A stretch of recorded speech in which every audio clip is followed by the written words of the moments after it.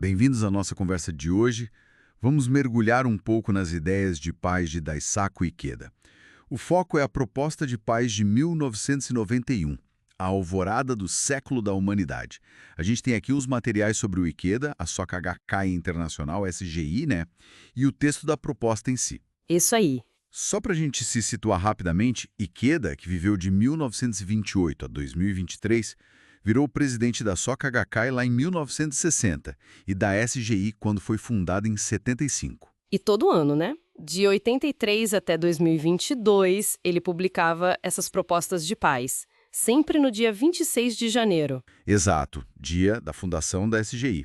E os temas eram bem amplos: desarmamento, fortalecer a ONU, educação para a cidadania global. Uhum. E a proposta de 91, especificamente, saiu num momento, puxa, bem tenso, né? Fim da Guerra Fria, mas bem no comecinho da Guerra do Golfo. Exatamente. Um paradoxo, né? Esperança e conflito lado a lado. Então vamos lá, 1991. O muro tinha caído, mas a Guerra do Golfo explodiu. O Ikeda, pelo visto, sentiu muito essa urgência, né? De pensar diferente, de ir além das velhas formas de poder. Totalmente. Ele até, junto com outras pessoas, fez um apelo direto ao Saddam Hussein para recuar do Kuwait para tentar evitar a guerra mesmo. Nossa, isso mostra o quanto ele estava engajado pessoalmente. Sim, e o diagnóstico dele na proposta é muito interessante.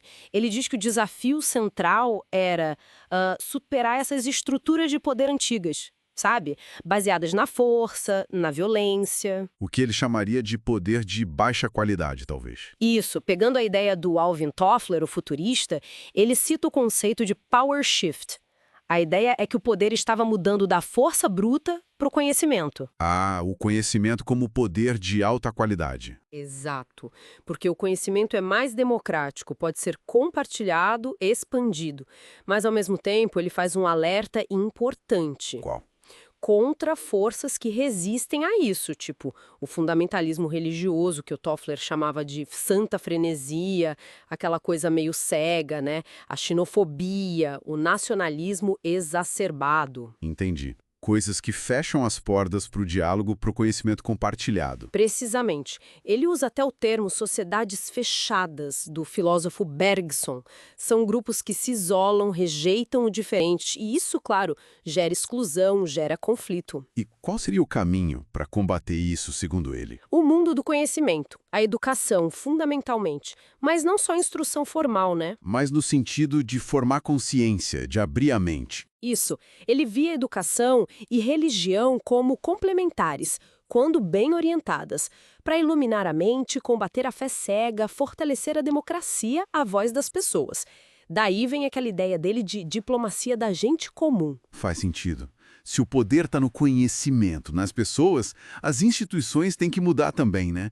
É aí que entra a ONU na discussão. Exatamente. Ele criticava a ONU por ser muito centrada nos estados, nos governos, uma estrutura ainda muito ligada ao poder antigo, digamos assim. E o que ele propunha, então? Uma reforma? Uma reforma profunda. Ele queria dar mais voz aos povos, talvez via ONGs, organizações da sociedade civil e à humanidade como um todo. É uma mudança de perspectiva bem radical. Ele chegou a dar exemplos concretos? Sim, ele jogou mais ideias, tipo dividir o Conselho de Segurança, talvez um para lidar com disputas entre países e outro focado em problemas globais, como o meio ambiente, que já era uma pauta forte. Interessante isso do meio ambiente, já em 91. Sim, e a ideia mais fundamental, talvez, fosse evoluir da noção de soberania nacional para soberania humana. Soberania humana. O que seria isso na prática?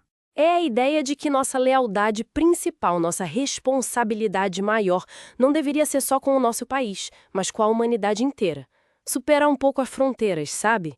Ele até cita o Norman Cousins, que falava em federalismo mundial. Uma ideia bem ousada. E falando em ideias complexas, ele também entra na questão da justiça, né? Que é sempre um ponto delicado em conflitos. Muito delicado. E ele alerta muito sobre o perigo das causas justas absolutas. Aquela ideia de que a minha justiça é a única verdade, que historicamente levou a tanta violência. Ele lembra o jurista Kelsen e até a história do Japão antes da Segunda Guerra. E qual a alternativa? ignorar a justiça? Não, de forma alguma. A proposta é buscar uma paz compatível com a justiça. Não uma justiça imposta, mas uma que permita a coexistência pacífica. E como se chega nisso? Tem alguma fórmula? Fórmula não, mas ele aponta uns pré-requisitos importantes, citando um filósofo, Arthur Kaufmann. Coisas como igualdade, tratar o outro como você quer ser tratado, a regra de ouro, né? Pensar nas consequências dos seus atos, buscar ser imparcial e, algo crucial, ter tolerância. É mais uma questão de postura, de princípios, do que de regras fixas. Exato! É uma mudança de mentalidade mesmo. E além dessas questões globais, mais filosóficas, ele também olhava para as regiões, né? Para a construção da paz em níveis menores. Sim, fundamental. Ele achava que a paz mundial se constrói também localmente, regionalmente. Em 91, por exemplo, ele via com otimismo alguns movimentos no Nordeste Asiático. Tipo o quê? O diálogo entre as Coreias, que estava começando a esquentar um pouco, a aproximação da Coreia do Sul com a antiga União Soviética, eram sinais para ele de que era possível, sim, superar as velhas divisões da Guerra Fria. Ele mesmo esperava que a visita dele à União Soviética naquele ano ajudasse nisso. Entendi.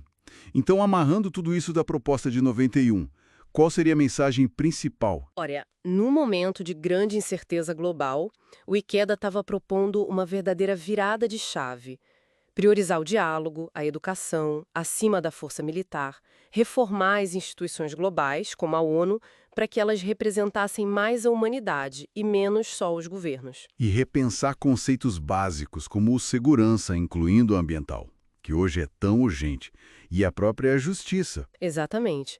E quem moveria tudo isso? As pessoas. Cidadãos globais, conscientes, engajados. O que conecta lá com o início da nossa conversa, né? Com o propósito da SDI de buscar a paz através da transformação de cada um, da revolução humana e desse senso de responsabilidade pelo mundo todo. Perfeito. A proposta é, assim, um roteiro, um mapa filosófico, mas com sugestões práticas também. O próprio Ikeda termina o texto reforçando o compromisso pessoal dele com isso. Continuar dialogando, expandindo as redes de paz, sempre com base no humanismo, no pacifismo e na cultura. Fica então a reflexão, né? Quase 35 anos depois, olhando para os desafios enormes que a gente tem hoje no mundo, que partes dessa visão de soberania humana, de paz compatível com a justiça, parecem mais urgentes. Ou talvez quais parecem ainda mais difíceis de alcançar do que naquela época. É algo para a gente pensar.